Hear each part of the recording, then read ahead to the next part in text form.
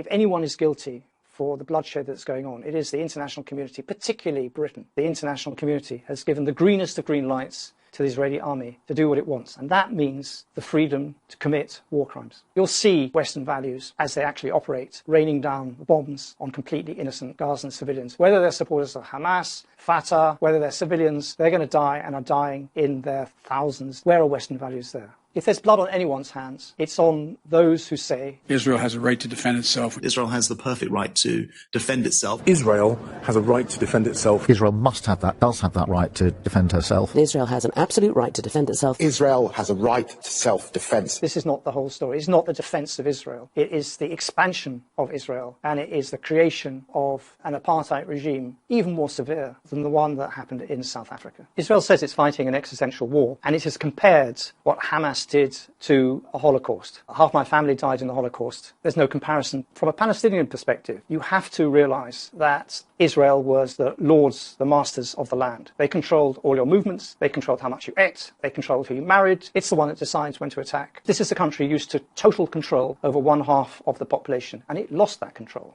And it lost that control wildly. I'm appalled by some of the things that happened. The shock this has produced, the sudden loss of confidence in its star performer, which is its army and its intelligence services, cannot be underestimated. That shock has now turned to anger. That anger has now turned to an unholy desire to kill Gaza. There's a kafar azar happening every night in Gaza. Women and children buried under rubble. There is absolutely apocalyptic scenes going on there. The Israeli Air Force deliberately targeting blocks, individual families, and wiping them out with precision weapons. And this is happening now to one family after another. I don't think Israel, and in particular the Israeli army, can give people lectures on brutality, particularly directed at children. It happens all the time. In the so-called stable peace, there were 34 children killed so far this year by soldiers in the West Bank. Yoav Gallant, the Israeli defense minister, the man who said that Palestinians are human animals, said Israeli forces will not be held accountable for anything they do. So all the past rules have been torn up, and Israel is going for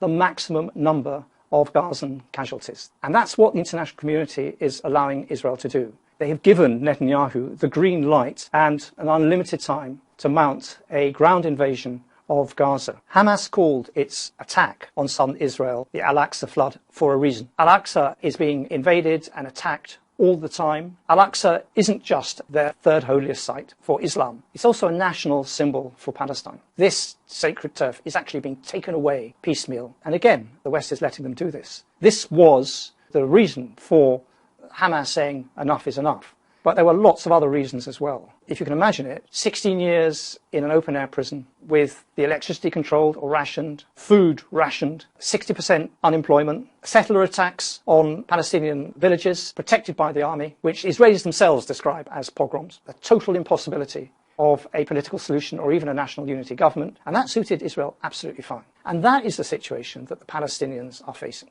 Now, what the Hamas attack has done is to say, I'm sorry, we're here.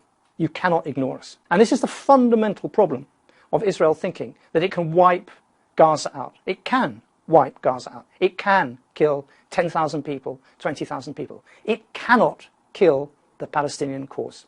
But what do you think is going to happen to the memory of all those dead in a new generation that will break out with even stronger force in 20 or 30 years' time? That's history. That's what's happened before. Resistance, armed resistance, has been crushed many times. It's been crushed regularly. And what has happened? Hamas is now much, much stronger than previous iterations of it. So there's always going to be, whoever you call them, a very strong element of Palestinians who say the only way of changing the situation is by armed resistance, until they are involved in proper negotiations and a peace deal and a calm and an exchange of prisoners. How do we stop the violence? We stop the violence by reversing course, by realizing that the Palestinians are people, that there's always going to be resistance, whether it's Hamas, whether it's anyone else, whatever they call themselves, they are not going to be chucked off their land.